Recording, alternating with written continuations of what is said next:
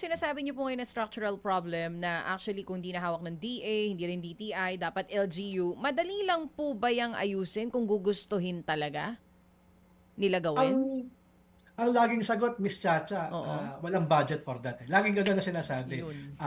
Halimbawa, sa LGU, sabihin nila, it's beyond them, problema ng national. Pagdating sa national, wala silang tao. Kulang ang kanilang resources to implement. Siguro po, once and for all, mag-usap ngayon, sino ba talaga dapat ang nagre-regulate sa gitna? Opo. Kung yan ay DA, kung yan ay DILG, bigyan ng free rein yung ahensyang ito para hindi na pinagpapasa-pasa ng ang sitwasyon natin sa industry, certain. Kung saan ka nagsusumbong minsan problema siya ng DNR, may mga permits na kailangan, etc. Oo. Minsan ibang ahensya. So, Opo. kumbaga pinapaikot-ikot ka at the end of the day, tapos na yung problema, wala pa rin action. Yung specific government agency. Oo. Pero sa Suggestion inyo... natin, certain.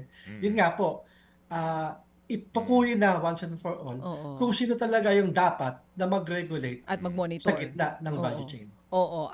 Pero sir, ang pinakamaganda para po sa inyong opinion, ang dapat mag-regulate nito, LGU na.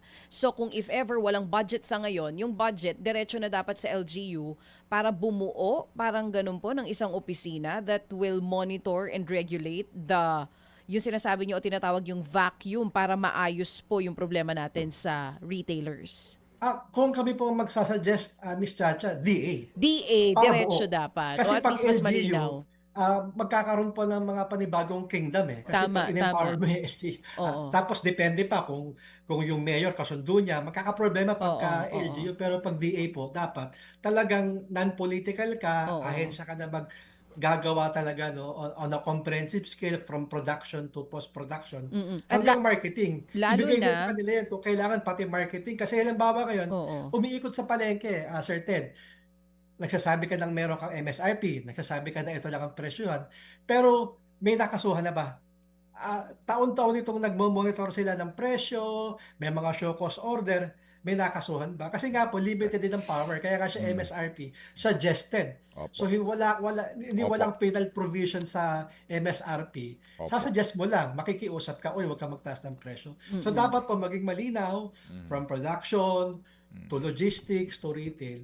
Kung yan ay DA, bigyan ng power at talagang ang importante yung penal provisions po, certain. Kasi kahit mag-iikot ka dyan araw-araw, kahit manghuli ka araw-araw sa mga smugglers, sa mga lumalabag sa mga patakran na ganyan, kung wala namang penalties, Opo. bali wala lang po. Kumbaga okay na bigyan mo sila ng araw-araw na show cause order. Opo. At the end of the day, hindi naman sila nape-penalize. Mga kapatid, brothers and sisters, saan ka pa? Dito na tayo sa totoo.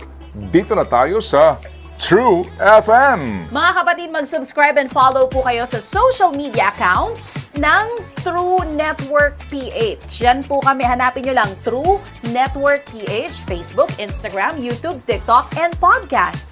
Mapa Apple or Spotify man yan, mahahanap nyo kami. Lahat ng mga napapanood at napapakinggan nyo po sa programa, nasa social media accounts namin yan. So, paano mga kapatid? See you sa social media!